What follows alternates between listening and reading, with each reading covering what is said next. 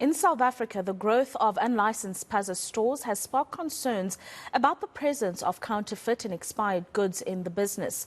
Several children have died from apparent food poisoning in recent weeks.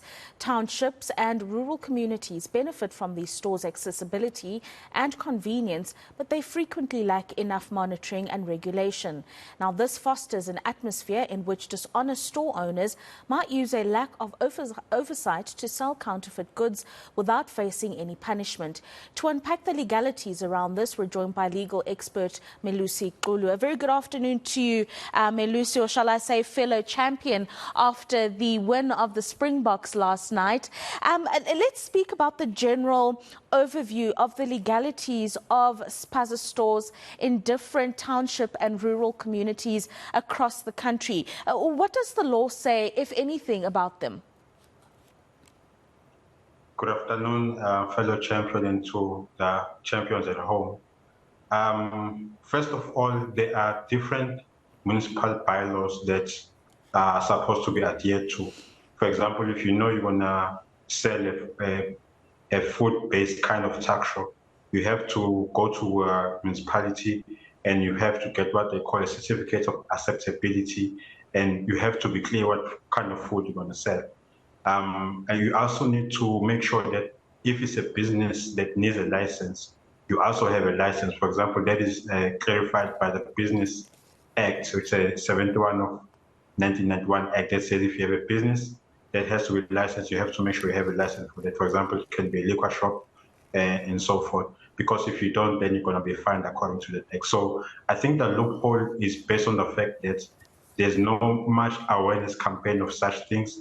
And people who are running such tax shop, and mostly, if I may put it respectfully, foreigners, they are taking advantage of that there's no awareness campaign and there's not too much involvement by the government officials to ensure that they have the licenses and the food that they sell, especially, are not expired goods or foods and so forth. So with that lack of oversight, Melusi, who takes accountability? Because you're saying that there are shop store owners who take advantage of the lack of oversight and the lack of awareness. When you have instances where children are dying because they've been poisoned from eating this alleged poisoned or counterfeit food and drink, who's accountable? Who's going to be held culpable here? Well, the spaza shop owner or the tax shop owner will be the one that will be accountable, because they need to make sure that the goods that they are selling are in a good condition. For example, in the Consumer Protection Act, it's a 2008 Act, it says that if the good that has been sold to you has expired and so forth, it's not in a good condition, you have a right to return it to that particular person or shop owner, and then can bring it back to you. The unfortunate situation that has happened is that the public has had to take, inverted commas, the law into their own hands. We have organizations like the Dudula who are trying to make sure that someone is accountable. And I think the municipality leaders and the police must, be more involved, especially the health inspectors. I think they are needed in these situations. Yeah, and let's speak about that a little bit more. We have seen the likes of Operation Dudula, as you mentioned, go around townships, forcibly confiscating the food and drink items or closing the spaza shops in their entirety. According to the law or the municipal bylaws, what would be the appropriate steps should a store owner or a spaza store owner be found to be selling goods that are not fit for consumption? Well, what needs to happen is that an environmental health practitioner or a health inspector will come to the shop to inspect the shop and to ensure that the goods are in a good condition. And if they are not, according to bylaws and the laws, they have the right to, take those goods away from the shop owner. And they also obviously can be charged and they can be liable to a fine, according even to the Consumer Protection Act. So there are laws and bylaws there that can be used, but they just have to be implemented, and they just have to make sure that the people on the ground, or rather the community, does not necessarily take the law into their own hands, because you can imagine if even if the person is selling goods that have expired, but it doesn't mean you should kill that person. So I think community awareness campaigns like they are doing at Msunduzi municipality, I just read an article that they are doing a community awareness campaign of how to license your business and to make sure that the community is aware of certain things that they need to do to make sure that the goods are in a good condition. But I think that what needs to happen is that the community is aware what are the right things to do, and also the government must be involved, because if they don't become involved, people will take the law into their own hands, and that will be unfortunate because some people are dying. Yeah, and of course it does lead to actions of anarchy.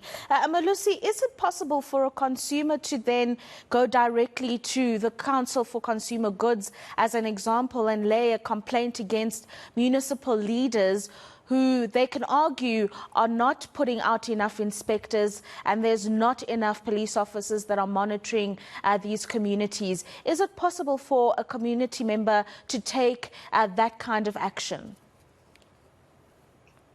Well, the Consumer Protection Act is there to focus on the consumer and the person who provides goods or services. So it doesn't necessarily involve the municipality, but I think the best way to do it, for example, in Mangaung, they have a Mangaung Concerned Community NGO. I hope I said it correctly. So what they've done is they've sent a memorandum to the municipality of Mangaung to say, these are our concerns about the tuck shops. Can you take action?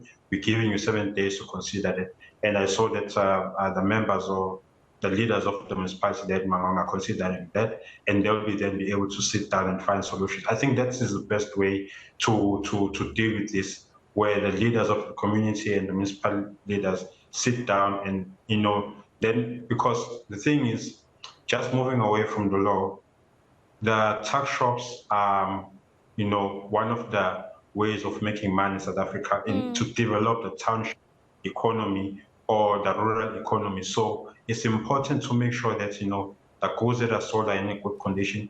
And it's important for the municipality and other organizations like, I think there's an organization called CIFA.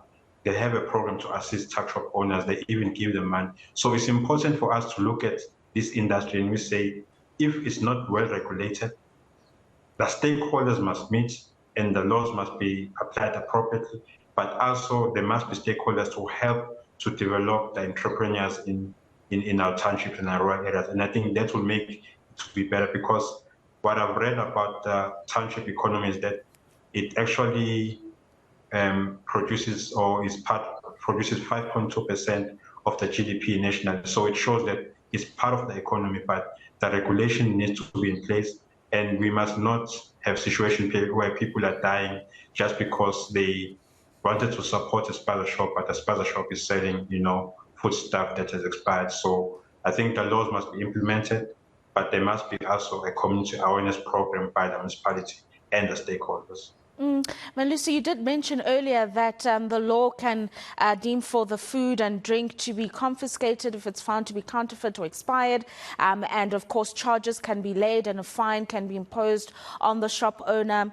In the instance where there have been deaths, as in this situation, is it possible for the shop owner to be prosecuted and sentenced for, I don't know if you would call it culpable homicide? You'll clarify for us.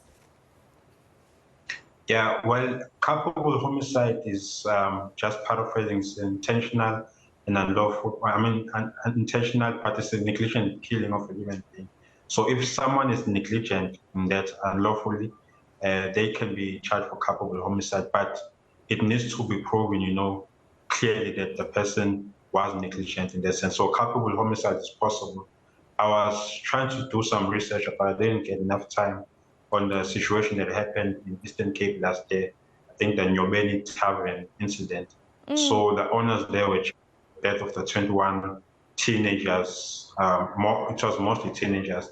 So there are serious consequences for an entrepreneur if you don't adhere to the law and do things correctly. So yes, there is the chance that one can be charged for serious crimes if you don't do your things correctly in your business.